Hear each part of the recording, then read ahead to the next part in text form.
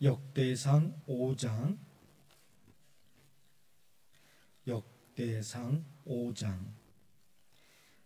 1절에서 6장 말씀까지 보실 텐데 상당히 길죠. 역대상 5장 1절에서 6장 마지막까지인데요. 5장 1절과 2절만 읽겠습니다. 1절 제가, 2절 성도 여러분이요. 이스라엘의 장자 르우벤의 아들들은 이러하니라. 르우벤은 장자라도 그의 아버지의 침상을 더럽혔으므로 장자의 명분이 이스라엘의 아들 요셉의 자손에게로 돌아가서 족보의 장자의 명분대로 기록되지 못하였느니라. 유다는 형제보다 뛰어나고 주관자가 유다에게서 났으나 장자의 명분은 요셉에게 있느니라. 아멘. 5장과 6장 말씀인데요. 5장에는 요단강 동쪽에 자리 잡은 르우벤 지파, 그리고 갓 지파, 또 므낫세 지파에 관한 족보가 기록되어 있습니다. 6장에는 레위 지파에 관한 족보가 기록되어 있습니다. 그러니까 5장과 6장, 또 7장도 마찬가지지만 다 족보 이야기예요. 유다 지파가 어떤 사람들, 또 르우벤 지파다, 갓 지파다, 므낫세다. 5장, 6장, 그 다음 말씀도 다 족보에 대한 말씀들이 지파. 그러니까 이 말씀 속에서 우리가 어떤 메시지를 받을 수 있을까? 상당히 어렵습니다. 쉽지가 않아요. 그런데 좀 계속해서 5장, 6장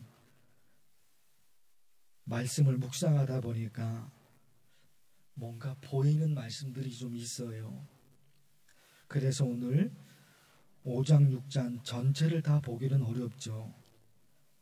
그런데 1절과 2절에 참 중요한 메시지가 보입니다. 1절과 2절이에요. 1절, 이스라엘의 장자 르우벤의 아들들은 이러하니라.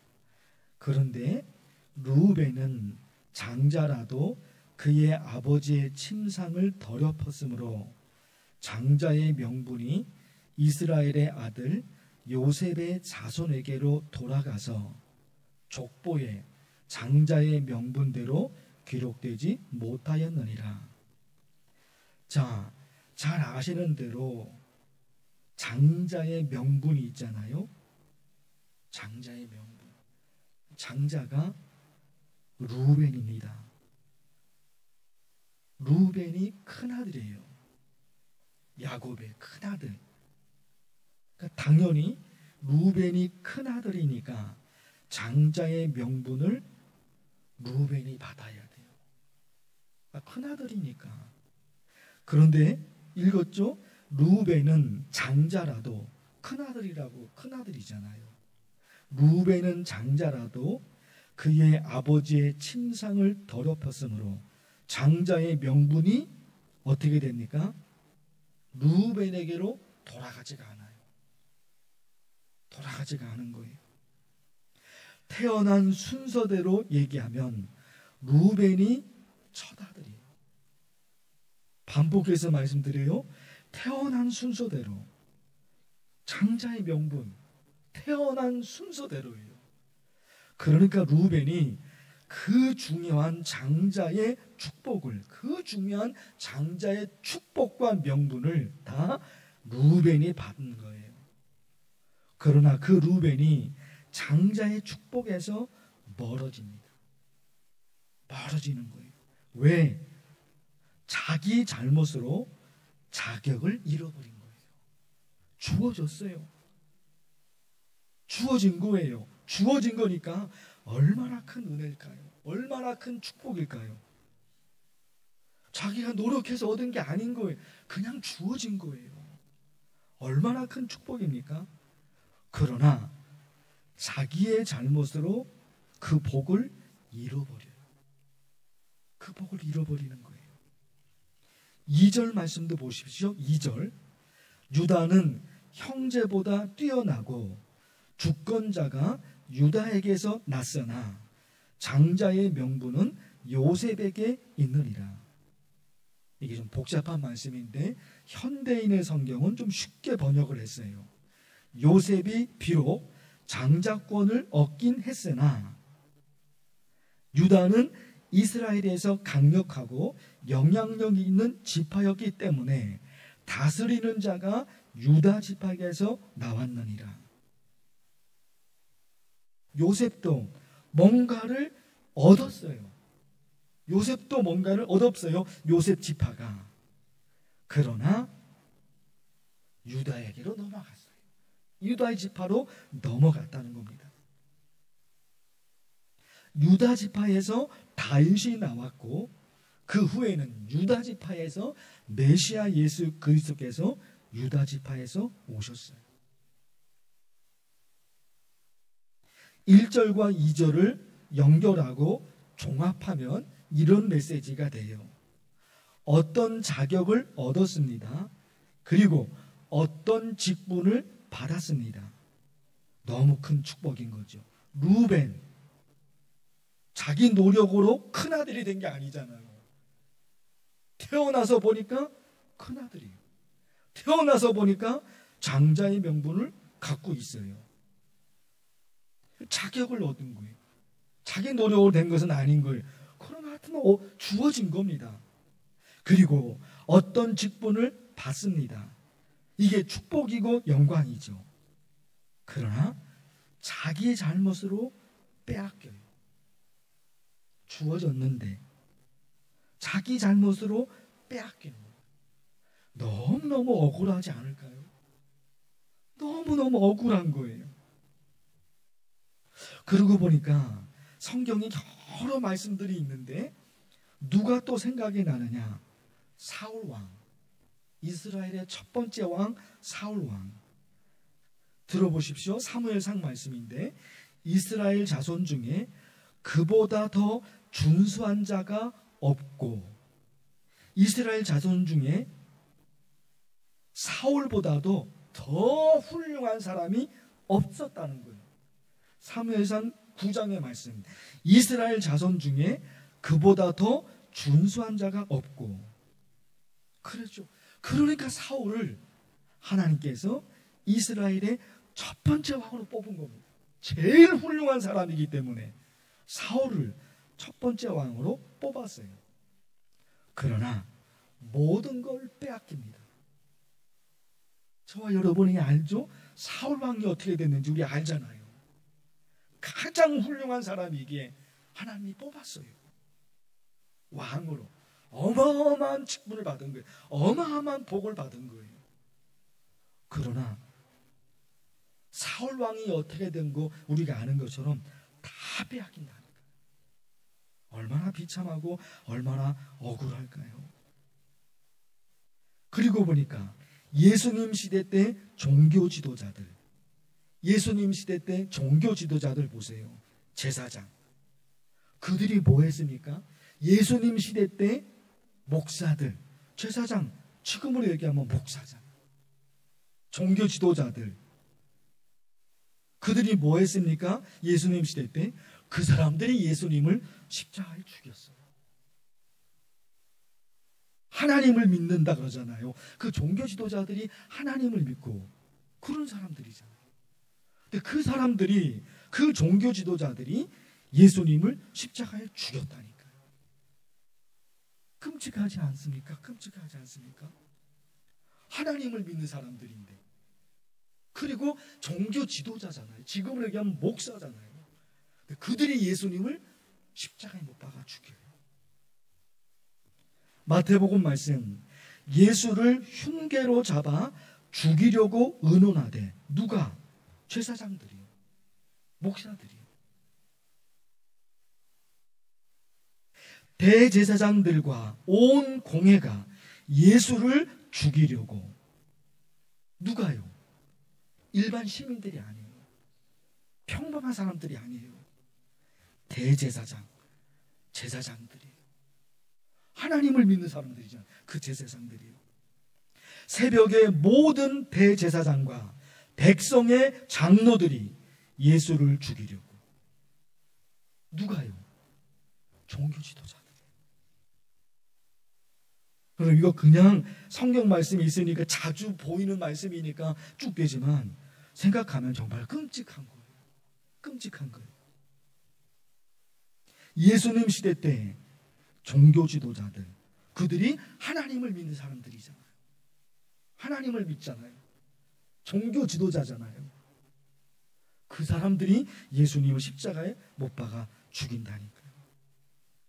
하나님을 믿노라 하면서 권력을 쟁취하고 부귀영화를 누리며 살았던 종교 지도자들이, 그들의 잘못을 예수님이 지적했잖아요. 그들의 잘못을 예수님이 지적했어요. 이 사람들이 그 당시 제사장, 지금으로 얘기하면 그 당시 목사들이 예수님을 제거하지 않으면 자기들의 권력과 부귀영화를 빼앗깁니다. 자기들의 권력과 부귀영화를 놓쳐버려요. 그러니까 예수님을 십자가에 죽인 거예요. 그런가 하면 잘 들어보십시오. 그 당시 예수님 당시의 종교 지도자들, 대제사장, 제사장, 그리고 백성의 장로들, 예수님 당시 종교 지도자들이잖아요. 모두가 부패한 게 아니라 그 중에는 착하고 정직하고 의롭고 공의로운 종교 지도자들도 많이 있었어요. 그 당시 종교 지도자들이 다 썩어 있는 건 아니에요. 그 중에도 참 훌륭한 지도자들이 있었단 말입니다. 그러나 예수님이 정말 하나님이 보내신 메시아이신가, 아니면 예수님이 사회를 혼란에 빠뜨리는 사람인가 구분할 수 있는 지혜가 없었어요. 공의로운 제사장들, 공의로운 종교 지도자들, 정직하고 의롭고 착하고 그런 종교 지도자들도 그 당시에 있었어요. 모든 종교자들이 다 썩어 빠졌던 것이 아닌 거예요. 그렇잖아요. 좋은 지도자들, 제사장, 좋은 제사장들, 그런 사람들이 있었어요. 그러나 예수님이 누구신지를 구분하시는 지혜가 없었던 거잖아요. 이분을 믿어야지 구원받는가? 우리가 믿는 하나님께서, 삼위일체 하나님께서 예수 그리스도를 이 땅에 인류의 구원을 해서 보내신 것인가? 정말로 예수님이 하나님이 보내신 분이신가? 그 구분하시는 지혜가 없었다. 그래서 그 종교 지도자들이 예수님을 십자가에 못 박아 죽이는 일에 함께 해버리잖아요. 이런 말씀들을 묵상해 보니까 참 끔찍한 거죠. 그래서 무엇이 정말로 중요할 것인가? 우리 같이 기도하고 싶은 것이 있는 거예요. 구분할 수 있는 지혜. 구분할 수 있는 지혜. 그것이 없어서 개인이 그리고 공동체가 어려워지는 거예요. 무엇이 정말로 하나님이 원하시는 것인가? 무엇이 정말로 하나님이 원하시는 뜻이신가? 그 구분할 수 있는 지혜가 지금 시대에 정말로 필요한 거죠. 우리 여러분 간절히 기도하고 싶은 거예요. 오늘 어떤 기도를 하면 좋을까요? 다른 거 없어요. 하나님이 원하시는 신앙이 무엇인가? 그거 하나 붙잡아야 돼요. 우리 그것 때문에 신앙생활 하는 거잖아요.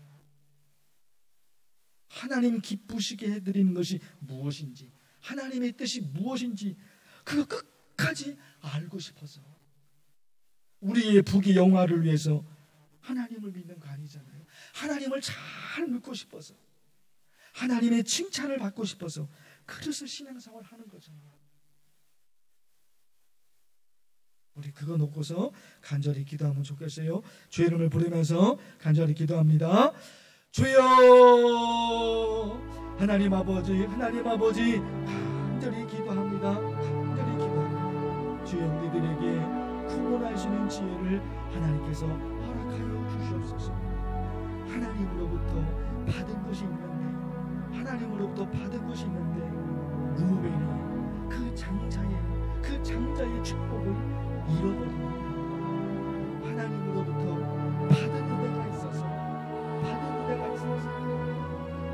그걸 간직하지 못하고 장자의 축복을 잃어버립니다. 하나님 아버지 간절히 기도합니다.